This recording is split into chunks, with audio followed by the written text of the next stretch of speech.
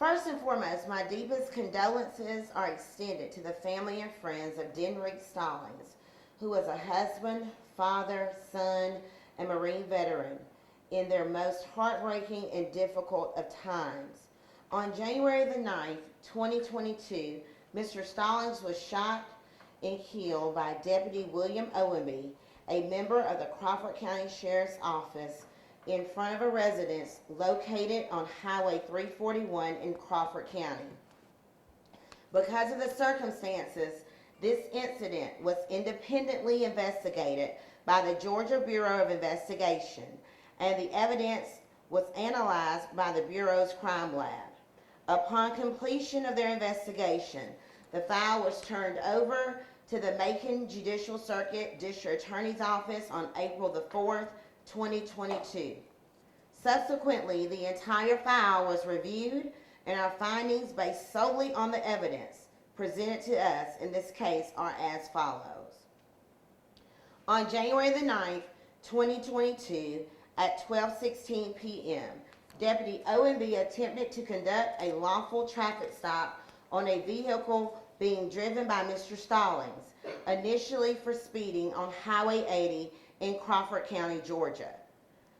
Deputy Owenby initiated the stop using the blue lights on his patrol vehicle, but Mr. Stallings failed to yield to that request and instead began to flee from the officer.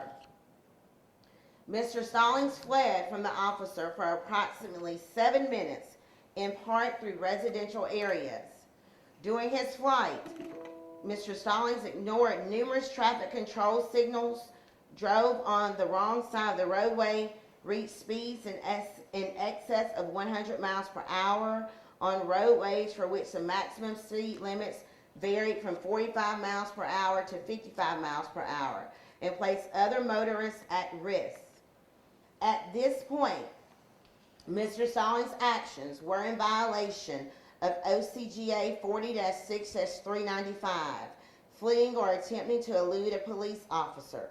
The Georgia Code provides such a violation becomes a felony offense when an individual, while fleeing or attempting to elude a pursuing police vehicle or police officer, operates his or her vehicle in excess of 20 miles an hour above the posted speed limit, or flees in traffic conditions which place the general public at risk of receiving serious injury, or commits a violation of paragraph 5 of subsection A of Georgia OCGA 40-6-391, which is the driving under the influence code section.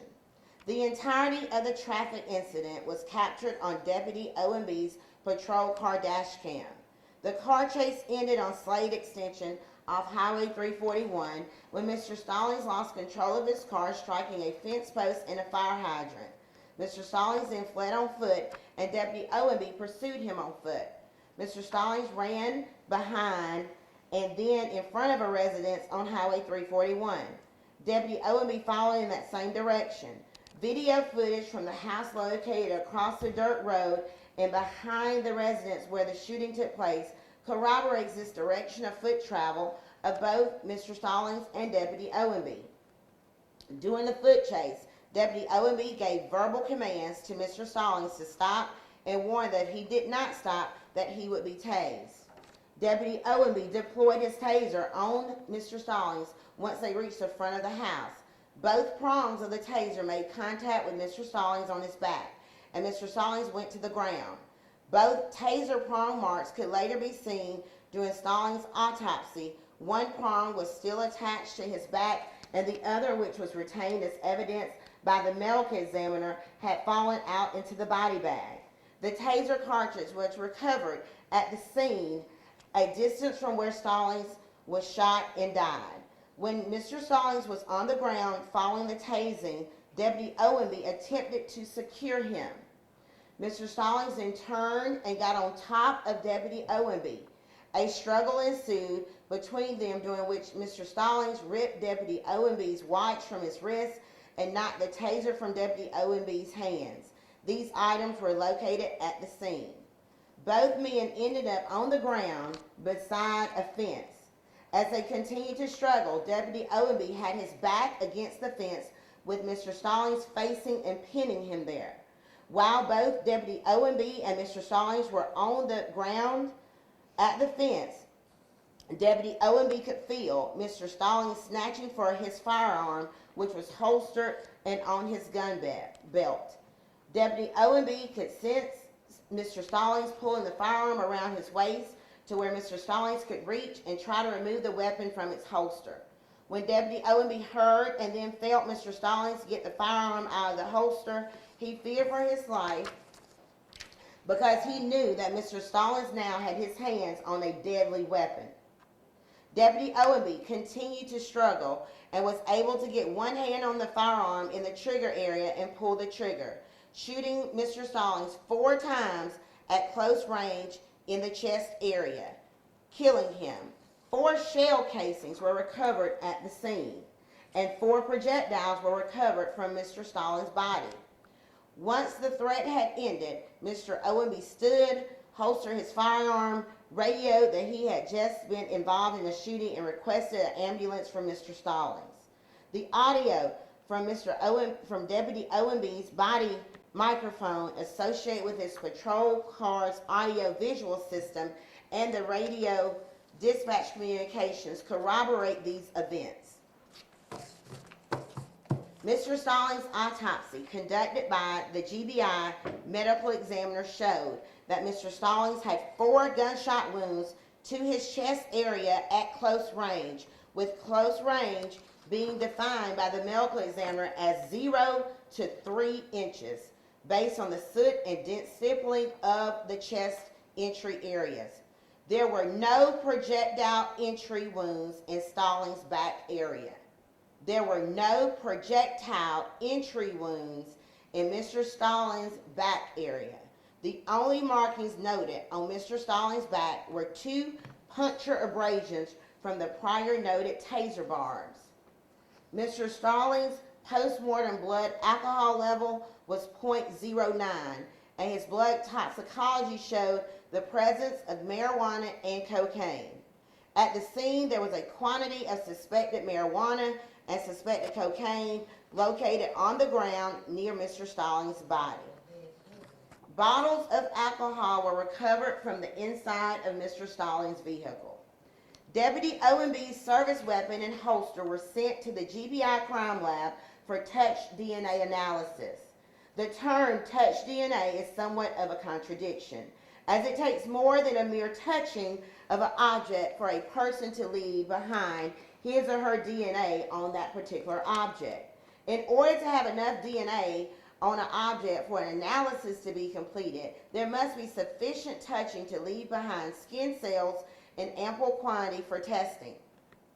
Circumstances that increase the likelihood of leaving detectable DNA behind from contact with an object are prolonged contact, a rigid surface contact, friction during contact, such as rubbing, tugging, or pulling. This type of DNA testing was conducted at the crime lab on Deputy O&B's service weapon and holster. On both the slide of the firearm and on the holster, the crime lab found the presence of detectable DNA. From the slide of the firearm, a DNA match was identified as belonging to Deputy O&B. Also, from the slide of the firearm, a DNA match was identified as belonging to Mr. Denrick Stallings. The lab report indicates that the match to Mr. Stallings is approximately 200 septillion times more probable than a coincidental match to an unrelated person in the population. To put this probability in perspective, the chances of winning the Powerball at any given time is approximately 1 in 300 million. In other words, not very likely. However, the chance of the DNA on Deputy O&B's firearm slide belonging to someone other than Mr. Denrick Stallings is 1 in 200 septillion times. In other words, almost impossible that it could belong to someone other than Mr. Denrick Stallings. From the holster, a DNA match was identified as belonging to Deputy Owenby. Also from the holster, a DNA match was identified as belonging to Mr. Denrick Stallings. The lab report indicates that the match to Mr. Stallings is approximately 80 trillion times more probable than a coincidental match to an unrelated person in the population. Again, in perspective, almost impossible that it could belong to anyone other than Mr. Denrick Stallings in the population. A few hours after the shooting occurred, and while being interviewed by agents from GBI, Deputy Owenby demonstrated a reenactment of the events for them to explain the struggle that led up to the shooting itself. The GBI made a video of this reenactment in real time. The DNA reports from the crime lab, which were completed on March 25th of this year, 2022, and the locations of the DNA on the firearm slide and the holster corroborate the events as described by Deputy Owenby in his interviews with GBI. At the time this tragic shooting occurred, the Crawford County Sheriff's Office did not have body cameras. Since that time, however, Sheriff Lewis Walker has requested the assistance of this district attorney's office in purchasing body cameras to be used by all of their officers in the line of duty, and this request has been met by my office. We all recognize the value in the use of body cameras in the field of law enforcement. And per Sheriff Lewis Walker, the body cameras for his department were ordered on April 25th of 2022 and should arrive in approximately 4 weeks. As I said near the beginning of this statement, my office has had an opportunity to thoroughly review the evidence. In fact, the case file and the evidence have been examined by me and several of my assistant district attorneys and investigators alike. After scrutinizing all of the evidence, we have concluded there was corroboration for everything that Deputy Owenby relayed to the GBI investigators. This situation started out as a routine traffic stop, which quickly escalated into a felony offense and a dangerous situation on the roadways of Crawford County as a result of Mr. Stallings' choices to flee from Deputy Owenby. After crashing his vehicle, Mr. Stallings still chose to continue running from Deputy Owenby, even after being given commands to stop and warnings that he would be tased. Even after being tased, Mr. Stallings chose to fight rather than surrender to a lawful arrest. While fighting with Deputy Owenby, Mr. Stallings chose to place his hand on Deputy Owenby's service weapon and actually managed to get it out of the holster. Once Mr. Stallings made and acted upon his choice to become armed with a deputy's service weapon, Deputy Owenby was faced with an urgent life or death situation for himself. In a very critical instance, Deputy Owenby was able to get his fingers on the trigger of the weapon and fired 4 times, hitting Mr. Stallings in the chest. An ambulance was called and emergency aid was immediately given to Mr. Stallings.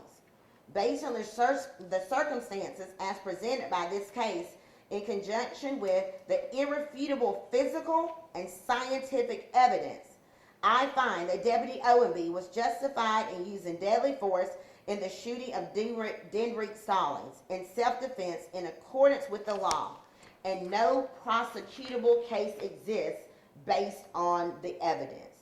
However, on my oath to the citizens of the Macon Judicial Circuit, and I assure each of you, if the evidence showed criminal wrongdoing in this case or any other law enforcement related case, that this district attorney will not ever hesitate to seek justice rightfully without fear or favor. I pray that the undisputed facts presented today, based on the evidence, will provide closure for Denrick Stallings' family and healing for this community. Any questions?